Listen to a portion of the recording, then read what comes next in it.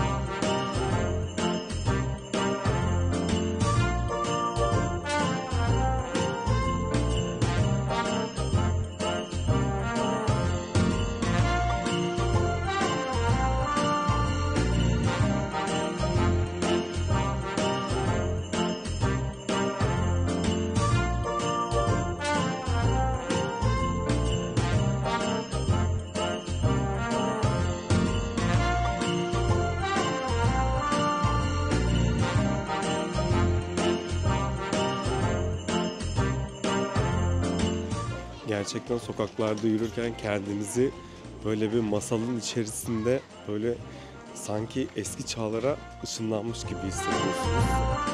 Çok güzel gerçekten her yer. Özellikle tam zamanında geldik. Işıl ışıl da gözüküyor. Bu arada burada bir de denemeniz gereken aslında tatlı ürünleri çok güzel. Yani patisserie ürünleri çok güzel. Bir de burada biliyorsunuz ki Alsas şarapları var. Alsas şaraplarını da deneyebilirsiniz geldiğinizde. Peynirler var. Bu aşağıda hemen ufak bir pazar vardı. Neredeyse her gün kuruluyormuş.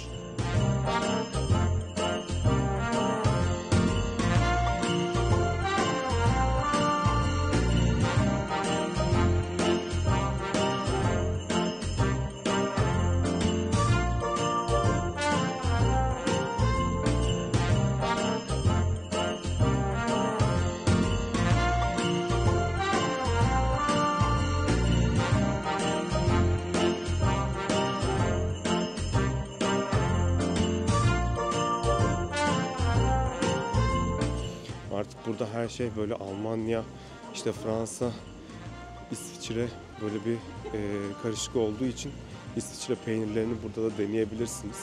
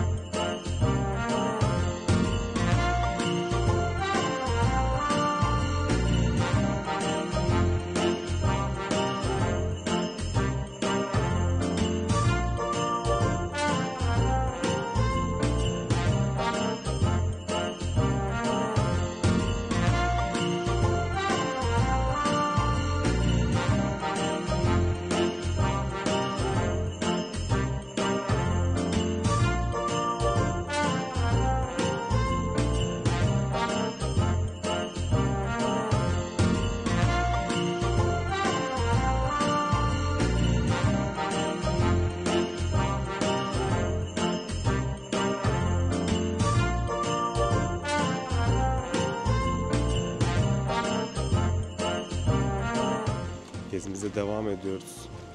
Gördüğünüz gibi bütün evler böyle. İnanılmaz güzel gerçekten. Bazıları diyordu. İşte çok abartılı vesaire falan ama bence hiç abartılı değil. Gayet de güzel. İnanılmaz rüya kasabası gibi gerçekten.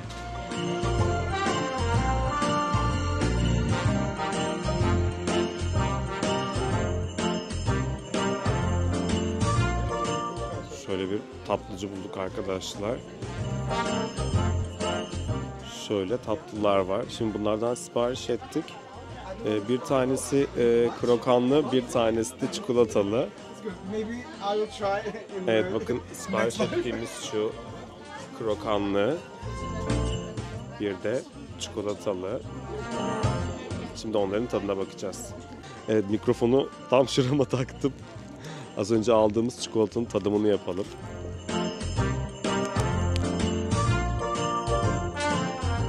Altı gofret. Ballı tatlı bir gofret. Üstü böyle bir marshmallow. Çikolata kaplı.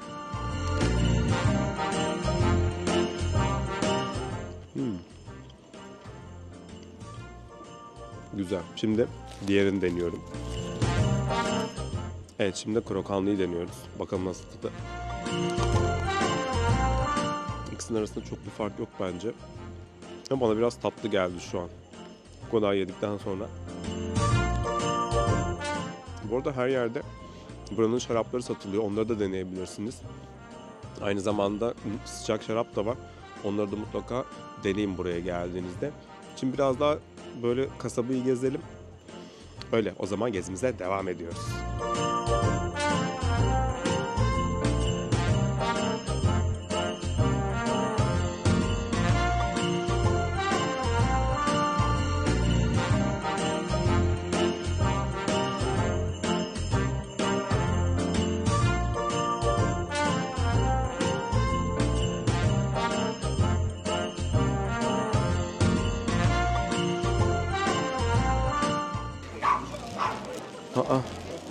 Köpekler kavga ediyor tam video çekerken. Şu pretzellerden söyledik. Demiştim size burası 3 ülkenin karışımı diye.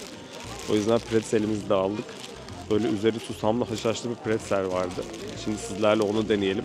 Bu arada Almanya'da staj yaptığım zaman da gerçekten her sabah yerdik.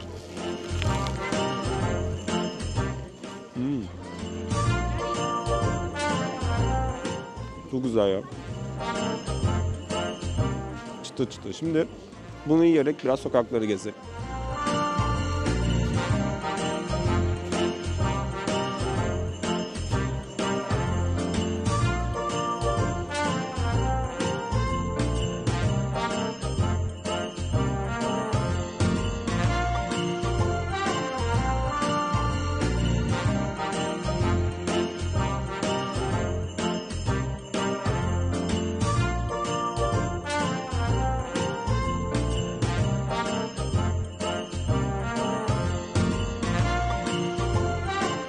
Kalabalıklar içinde geze geze Rükübir sokaklarını inşallah doğru okuyorumdur. Biliyorsunuz ben böyle şeyleri asla doğru okuyamıyorum.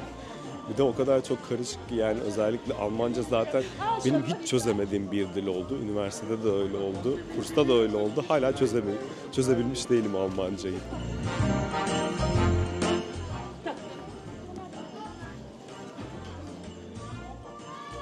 Sabah erkenden gelmemize rağmen inanılmaz kalabalık yani şu anda da öyle.